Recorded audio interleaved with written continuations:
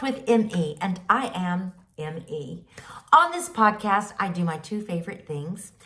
They are to tell crazy and true stories about me and life in Nacogdoches and drink lovely, hazy, juicy, delicious beer this right here. This is local, y'all. I am drinking College Haze from Fredonia Brewery of Nacogdoches, Texas. That's right, we don't have an Apple store. Nope, we don't. But we do have a brewery. And y'all, it's just down the street from me.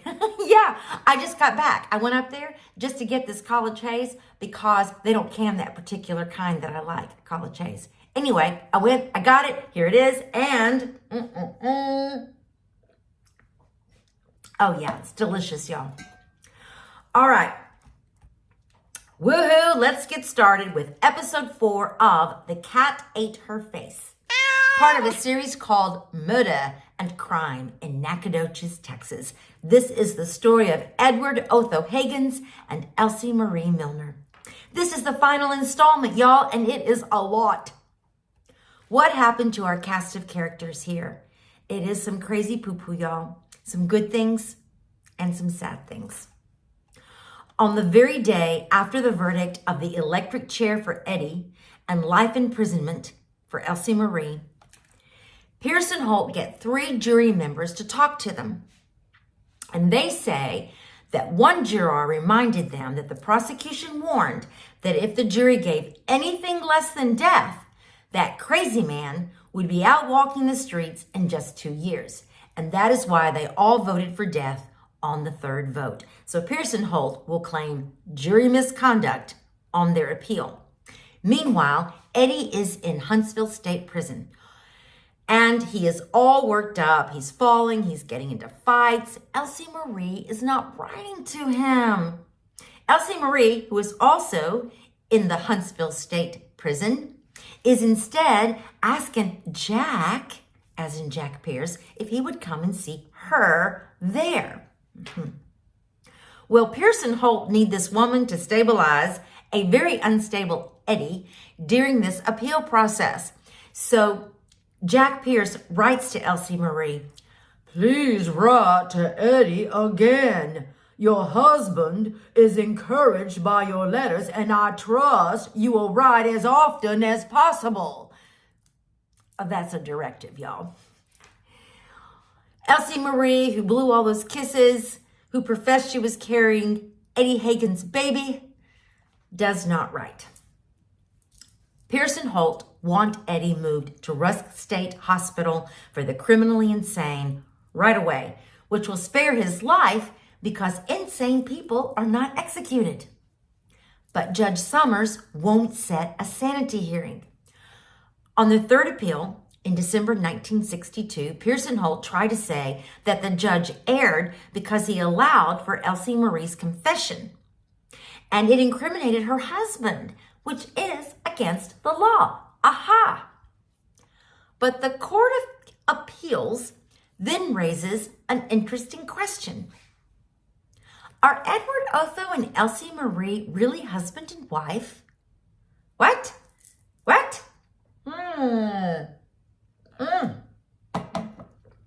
It turns out they're not. Eddie never divorced Hazel.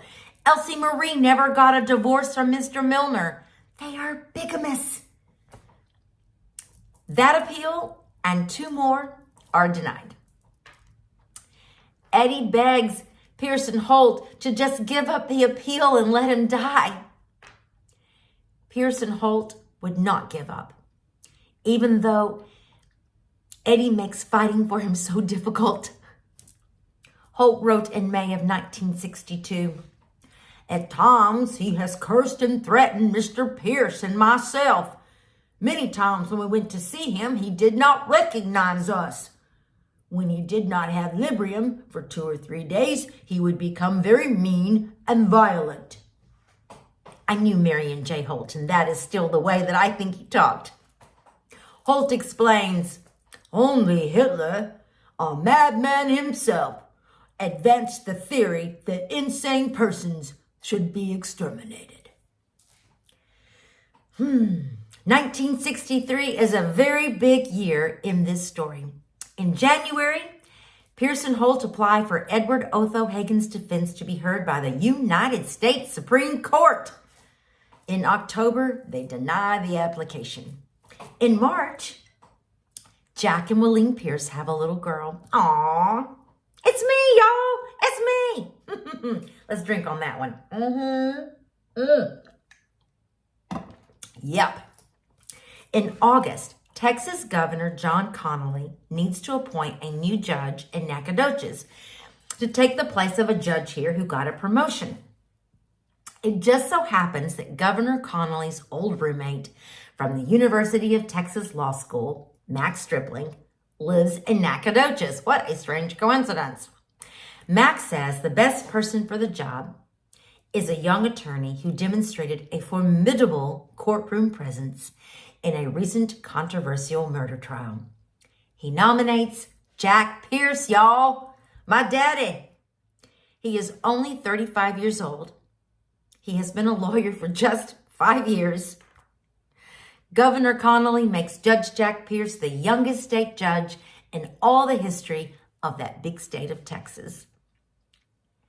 In November, President John F. Kennedy is shot and killed while riding in an open car in a motorcade in downtown Dallas. Governor Connally is sitting in the front seat of that car, y'all, and is critically injured. Just 3 months prior, his arm had been around Jack Pierce. Those were unstable times, y'all. Especially for Eddie Higgins. In January of 1964, the formal sentence of death that had been delayed since 1961 while waiting for all these appeals to come to an end is delivered to Eddie Higgins in Nacogdoches, Texas. And the person who would normally deliver that sentence is Judge Jack Pierce. But of course, he must recuse himself. So Judge J.W. Summers drives up from Rusk County in January of 1964, just as he did day after day in 1961. He sets the death date for February 28th, 1964. Eddie has only weeks to live. And then something unexpected happened. In early February of 1964, a pastor testifies to the Texas Clemency Board that he baptized Eddie Higgins in the Nacogdoches County Jail. And he says he never witnessed a more sincere baptismal service in his life. How about that, y'all? Eddie dumbfound Jesus. Could I please have some college haze on that? Coming up, and thank you. Thank you. Governor Connally stays Eddie's execution until Easter Sunday. And then Holt, now working alone, finds a jury that not only says Eddie is insane, but that his condition is getting worse because of his confinement. Eddie goes to Rusk State Hospital for the criminally insane maximum security unit, where he lives for the next 9 years, just up the road from here. But then, in 1973, he is sent back to prison because of some law. So, does Eddie Higgins die in the electric chair? No. No one would die in the electric chair in Texas ever again. In 1972, the United States Supreme Court determined that the death penalty is unconstitutional. Eddie's sentence is commuted to life imprisonment. There is more to say about Eddie Higgins, a big reveal. But I'm going to jump now, y'all, to Elsie Marie and then jump back to Eddie. I had heard a rumor about Elsie Marie, but I could not substantiate it until I talked to her daughter. Now that was one crazy moment, y'all. It took me years to identify the children of Elsie Marie, and then years to identify how to contact them, and then years to build up the courage to do so. But the daughter of the defense counsel, me, did indeed talk to the daughter of the convicted murderer. I locked myself in the bathroom and sat on the toilet so I could hear every word. Miss Shirley told me the story of Elsie Marie Milner as her mother had told her. She had been a dark-haired beauty, y'all. Her family called her Elsie, but she decided that she wanted to be called Marie. Marie was only 15 when she married. They had 4 children in 7 years. What kind of a mother could Marie have been? Well, y'all, it turns out that she was a good mother for some time. She kept an immaculate home. She cooked and sewed. In fact, she could make fully lined suits. She did not drink then. Marie Hagans did not have her first drink until she was 25. Her husband came back from the service a drinker. She joined him, but drink became something that she depended upon. Marie told Miss Shirley that on that dreadful day, Zora really snubbed her. They stayed just long enough for Marie to have a cigarette, and then they went back to their car. Marie slept there because she was on her period, she said, and she didn't feel well. Eddie went back in alone, she says. He came back, and they got in Zora's car, and she did not ask questions. When they got to California, Marie says that she heard that the FBI was looking for them. Wanting to do the right thing, Marie says that she called the FBI and turned them both in. I would not poke holes in that story to Miss Shirley, who is just about one of the nicest people you will ever know. But that's some crazy poo-poo, y'all. Yes, it is. Marie does not want to appeal her sentence. She spends 11 years in the Huntsville State Penitentiary. Shirley regularly visits her mother all those years. A sober Marie is dependable and cooperative. The warden makes her a trustee. She paints. The warden hangs one of her paintings in her home. When her boys visit, the warden lets Marie use her kitchen to bake cookies for them. Yeah. In 1972, Marie Hagans is paroled and free, y'all. She is only 49. Plenty of life ahead. Shirley gives her a home with her family. Shirley helps her to acquire a sewing machine so she can sew again. Shirley helps her enroll in beauty school. It is in 1972 that Marie gets a divorce from Edward Otho Hagans. All that time, they have been married, y'all. Marie meets a man named Joe Perry. 1 year later, in 1973, Marie Hagans is Mrs. Joe Perry. But she is drinking again. There have been 11 years of no drinking, but still it is in her to drink. Now, those who drink like that might understand. And those who don't. It is the drink that ruins the marriage to Perry. In January of 1975, she and Joe Perry divorce. And that is just too much for Marie. Just too much. It has all been just too much.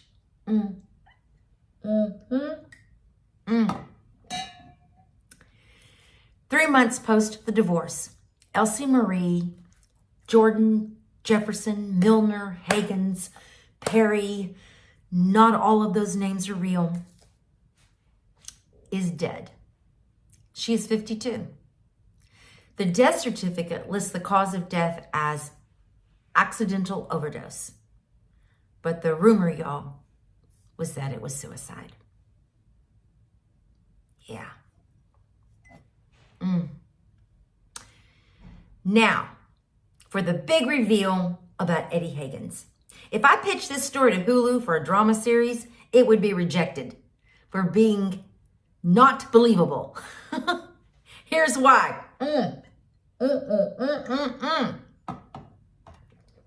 When Eddie Higgins is in the prison at Huntsville, the director of the Texas prison system Dr. George J. VITO takes an interest in him. The director of the prison system, y'all. VITO is a minister who likes to help people. He sees this horribly disfigured man and asks some psychologists to examine him. And they conclude that Eddie Higgins did what he did to those two old ladies on Mound Street in Nacogdoches because of his deformities. Those deformities are extensive, y'all. Bilateral facial paralysis, rendering him unable to smile, laugh, or even grimace. Inability to move the eyeballs from side to side so that they only move up and down. Pupils sluggish to light. An absence of a left pectoral muscle and a left nipple. Deformed cheekbones. Hair lip. Scarring.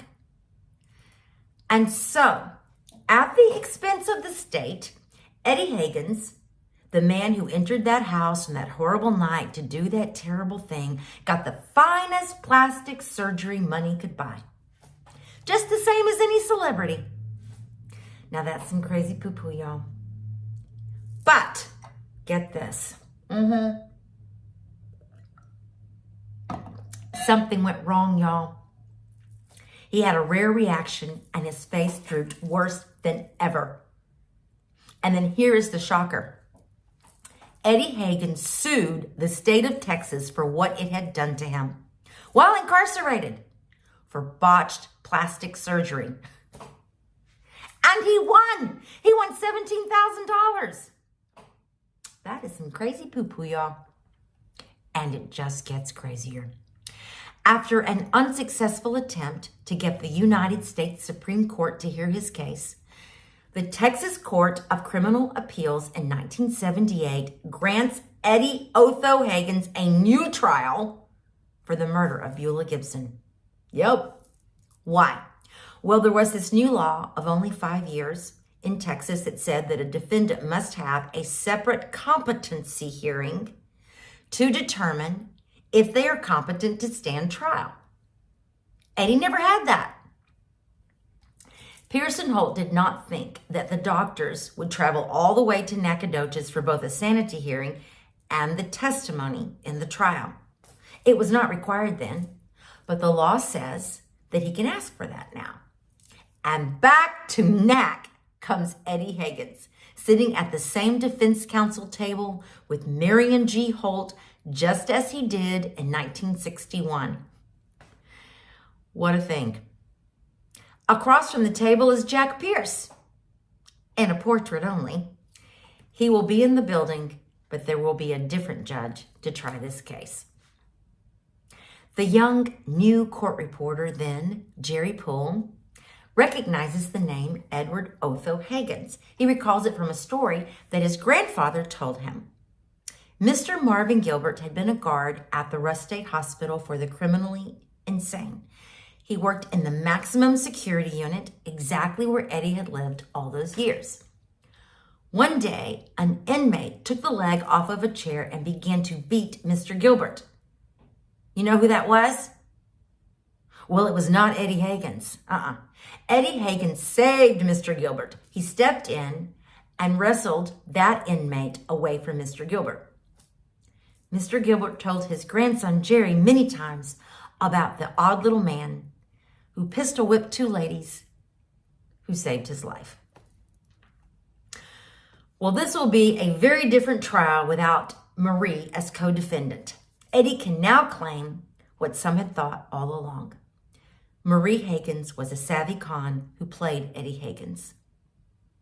He was just a misguided misfit.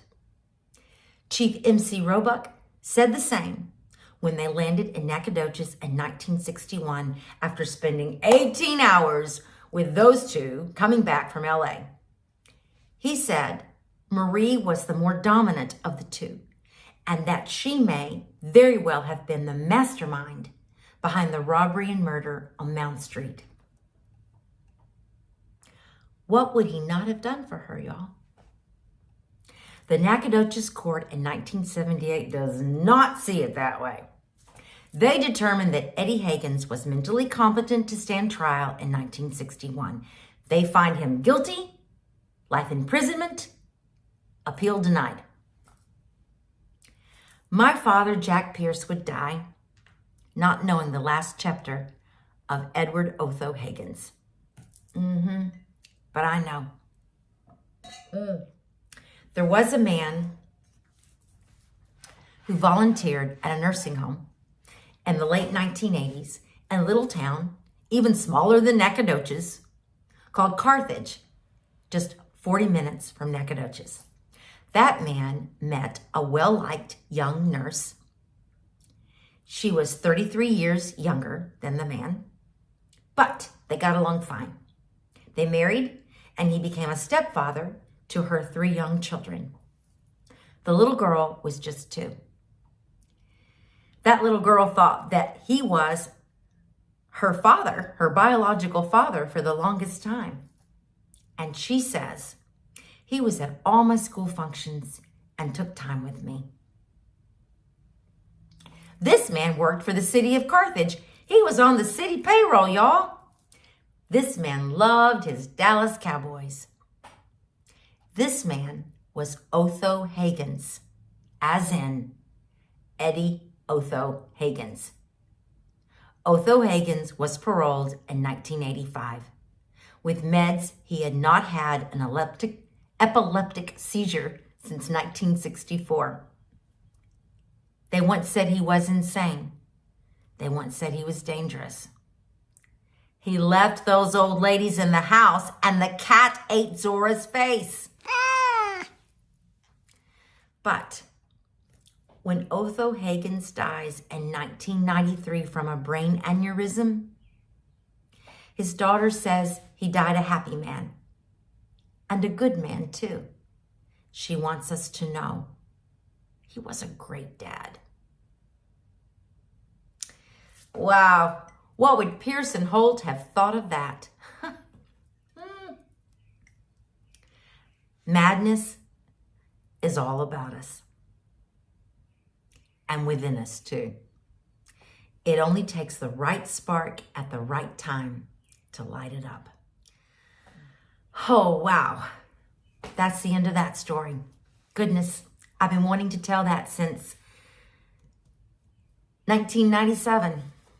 Just a long time coming, talking to so many people and reading actual transcripts and being at the courthouse and doing so much research, and wow, and knowing their families and wrestling with even telling it because of them. So it's just been really hard, but I thought that so many lives were affected by it that it was a story that should be told. And I told it, y'all. So, Next time, we start a new story about a murder in Nacogdoches, Texas, called The Bear Blew Him Away. It is the story, y'all, of Kenneth Julian Palafox. So, subscribe now and tap in to Untapped with ME.